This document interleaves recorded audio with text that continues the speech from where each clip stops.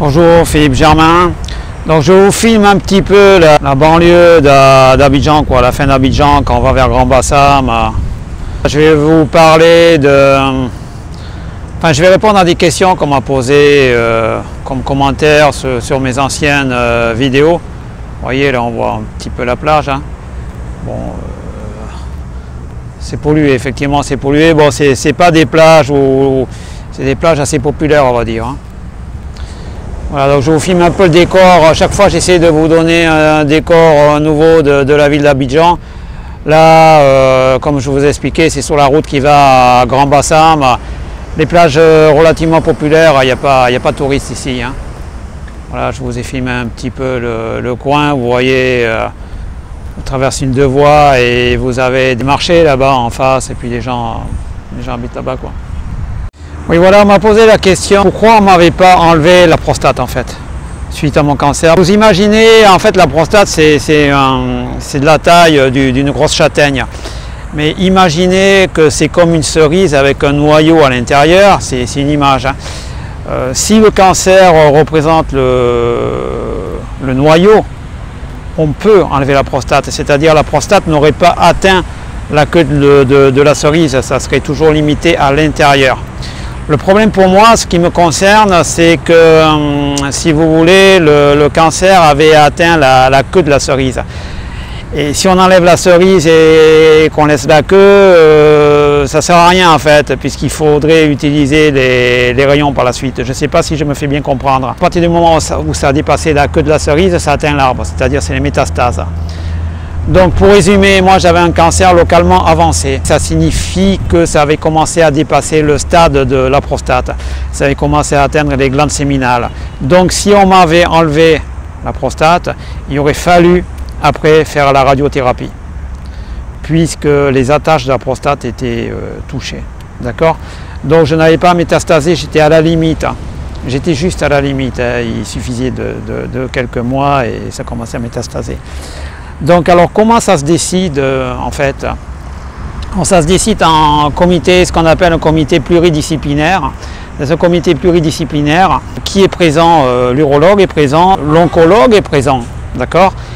Ainsi que l'oncologue radiothérapeute, celui qui détermine la dose de rayon et la zone à irradier en fait, la zone à brûler. Voilà, c'est ça en fait, ça se passe comme ça. Ça se décide comme ça et ensuite vous validez la décision. Donc pour moi il n'y a pas eu de problème puisque j'avais bien compris comment ça allait se passer. Et c'est pour ça que je vous dis, quand vous parle d'un cancer, il faut un peu étudier, quoi. Il ne faut pas rester il ne faut pas boire les paroles, si vous voulez, des médecins, il faut comprendre. Donc à ce qui me concerne, moi j'avais changé 3 fois d'urologue parce que les 2 premiers ne me convenaient pas. Hein. Le premier était un petit peu tristouné, il était devenu tout blanc quand il avait vu mon état, bon ça ne m'avait pas rassuré. Le deuxième me faisait penser au docteur Mengele.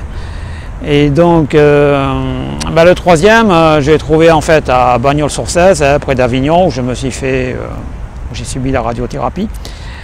Et on a discuté pendant 1 heure ensemble. Il m'a dit posez-moi toutes les questions que vous voulez. J'avais envie de comprendre, si vous voulez. Voilà, je voulais savoir. Donc c'est lui qui m'a tout expliqué. Et puis après, j'ai amélioré mes connaissances en regardant quelques pages sur Internet. Mais méfiez-vous aussi également de ce qu'on trouve sur Internet parce qu'on trouve un petit peu de tout. Donc il faut bien vérifier l'information parce que vous allez vous retrouver orienté vers des sites un peu pas très sérieux, on va dire. Hein. Vous voyez? Donc ça c'est la première question à laquelle je voulais répondre. D'accord? Pourquoi on ne va pas enlever la prostate? Ensuite, je voulais aussi donner des précisions. Quand on vous enlève la prostate, quelquefois, je ne veux pas vous faire peur, mais il arrive que le chirurgien coupe les nerfs responsables de l'érection. Alors, je ne sais pas pourquoi, peut-être que lui considère que c'est pas important, mais bon, voilà. Et il peut y avoir des périodes aussi d'incontinence. Moi, je ne peux pas témoigner là-dessus puisque je n'ai pas vécu ça. Hein. Donc, je ne suis pas un gars... Je témoigne uniquement sur ce que je ressens et sur ce que je vis. Je ne veux pas témoigner sur autre chose. Donc ça, c'est la première réponse apportée. Ensuite, on m'a posé d'autres questions du style pourquoi je fais des vidéos. Alors, je vais essayer de répondre. Je vais vous raconter une histoire, ça vous donnera une idée. C'est l'histoire d'un homme qui est perdu dans le désert et il a bu toute son eau.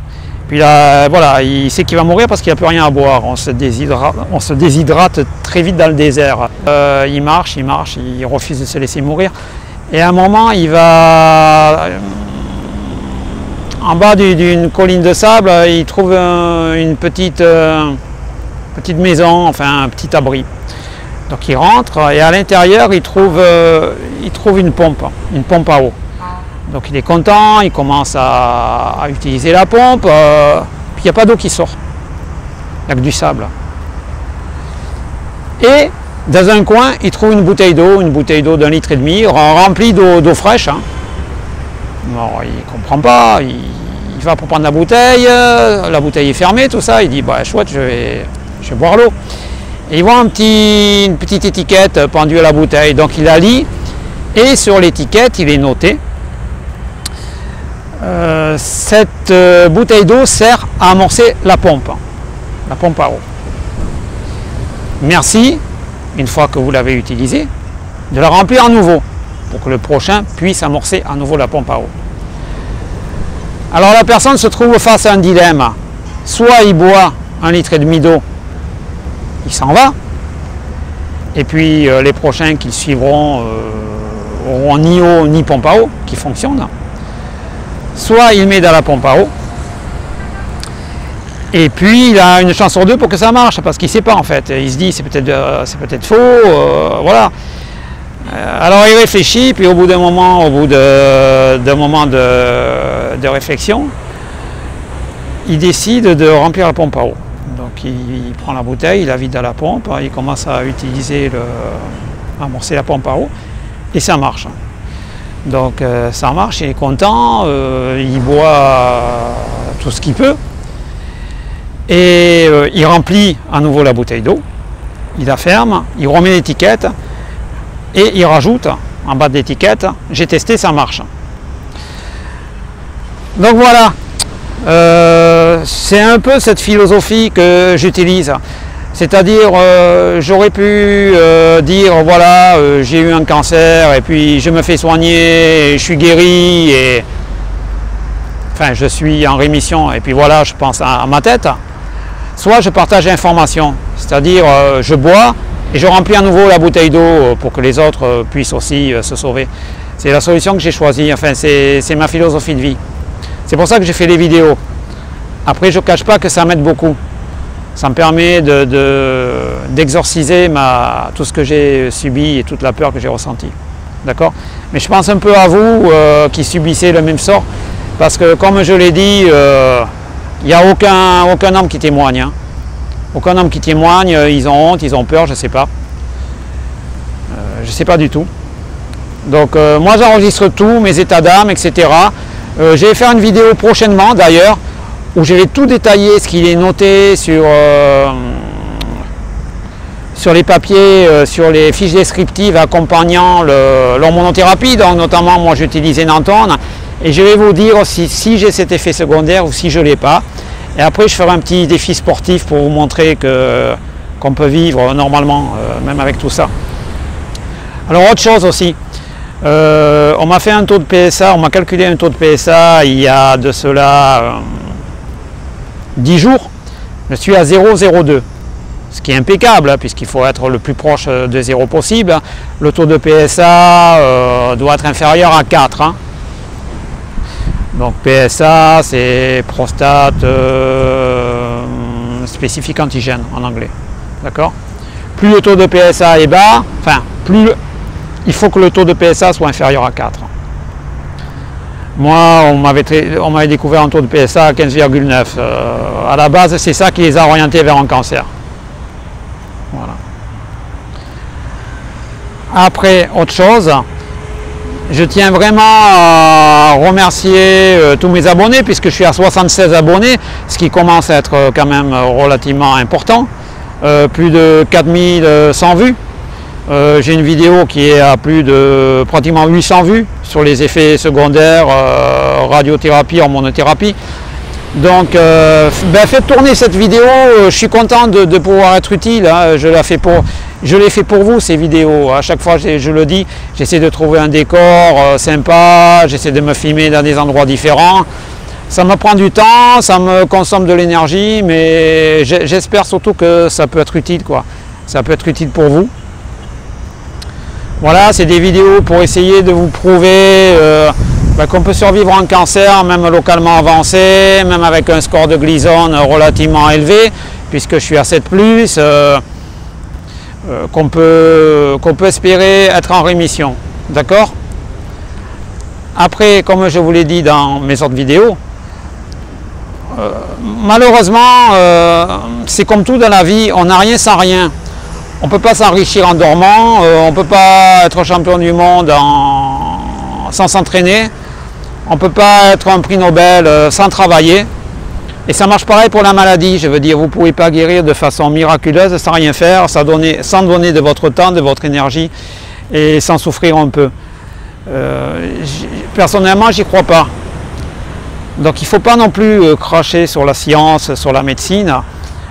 Il ne faut pas nier le progrès. D'accord? Donc je sais qu'il y a beaucoup de vendeurs de rêves sur Internet. Il y a même des personnes très intelligentes qui se font avoir. Hein. Vous n'avez qu'à étudier la vie de Steve Jobs. Ouais, c'est Steve Jobs, le PDG de Apple, qui est mort d'un cancer du pancréas. Et malgré toute son intelligence, eh ben, il y a une espèce de gourou qui lui a fait croire qu'en buvant du jus de carotte, il allait guérir, quoi.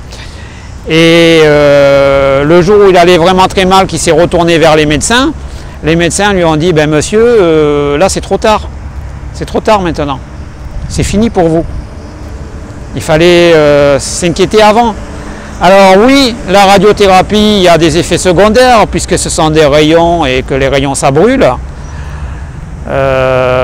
Mais il ne faut pas oublier que la prostate n'a pas de nerfs, d'accord?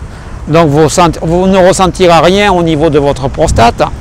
Après, ça dépend de la dose des rayons, ça dépend où c'est localisé. Pour ma part, la dose infligée était légèrement supérieure à la moyenne, et j'avais 40 séances de radiothérapie. J'ai rencontré une personne qui n'en avait que 30, parce que son score de Gleason était bas. Et comme je vous l'ai expliqué, les effets secondaires commencent à se faire vraiment ressentir, sont désagréables à partir de la 22-25e séance. Donc lui, il s'en est bien sorti, et ça devient exponentiel, je dirais. Plus vous subissez de séances et plus vous avez mal. Après, je vais vous expliquer quelque chose. Moi, je n'ai pas été métastasé, d'accord? J'ai eu cette chance, mais si je n'avais pas fait les rayons, voilà, j'avais droit aux métastases. Après, les cellules cancéreuses passent dans la lymphe, dans le sang, touchent le foie, le rectum, le cerveau. Et là, c'est bon, quoi. Si le jus de carotte guérissait, je vais vous dire, les producteurs de carottes, ils seraient milliardaires, d'accord? Ils ne vendraient pas le kilo de carottes à, je sais pas, 1 euro, ils vendraient à 3000 euros, d'accord? Parce que ça soigne le cancer. Donc il faut arrêter, quoi. Il faut arrêter de croire à tout et n'importe quoi. Après, moi, je ne suis pas là pour prêcher telle paroisse, hein. Je suis là pour témoigner. Voilà. La médecine m'a guéri, enfin, m'a mis en rémission. D'accord? Je suis toujours sous hormonothérapie. J'ai fait, je ne sais plus où j'en suis, j'ai fait 13 piqûres d'hormonothérapie. Il m'en reste 5. Je vais demander, j'ai rendez-vous au centre de cancérologie à Abidjan, là, avec un oncologue dans 2 jours. Je vais lui demander si je peux arrêter, à 16 au lieu de 18, parce que j'en peux plus. Et c'est vrai que bon, les études sur l'hormonothérapie, comment dire, je dirais, sont pas hyper fiables, quoi. On vous donne l'hormonothérapie en disant oui, ça fonctionne. Oui, c'est vrai que ça fonctionne. Enfin, pour moi, ça fonctionnait, mais est-ce que je peux arrêter 2 avant, peut-être? J'ai expliqué tout ça dans mes précédentes vidéos. J'ai expliqué ce que je subissais, tout ça. Je vais en parler dans une prochaine vidéo, ça sera spécifique là-dessus. Donc je vais faire une autre vidéo et puis je vais détailler tout ça pour comment ça se passe, etc. Au niveau hormonothérapie. Donc quoi dire de plus, j'ai répondu à toutes les questions. La première question j'ai répondu, la deuxième également, pourquoi je fais des vidéos.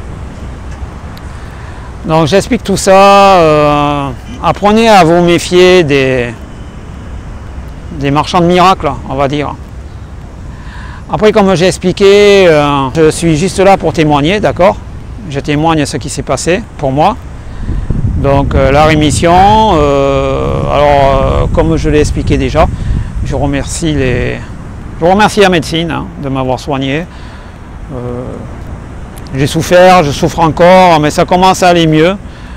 Alors, je tiens à remercier aussi certaines personnes qui me soutiennent. Alors, c'est assez paradoxal. Il y a des gens qui me soutiennent énormément et que j'ai jamais rencontrés, que j'ai connus via Internet, qui font des vidéos YouTube, ou qui font des commentaires sur des vidéos YouTube, qui m'ont contacté, qui m'ont soutenu.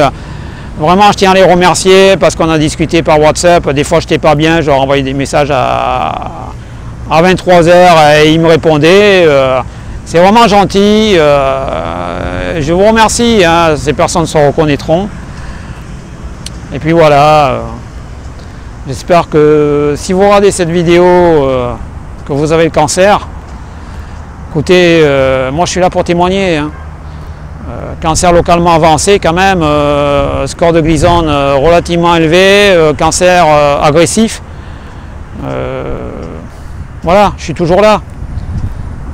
Je ferai d'autres vidéos, je vais vous tenir informé régulièrement. Chaque fois, je vais essayer de trouver un nouveau décor. J'espère que ça vous plaît, tout ça, que ça vous remonte le moral. Si je peux être utile, écoutez, vous m'écrivez, vous n'hésitez pas, Vous m'écrivez, on peut échanger nos WhatsApp, ça a déjà été fait avec 2 personnes qui m'ont beaucoup aidé, je les remercie d'ailleurs. Et puis voilà, ok, allez, portez-vous bien, merci.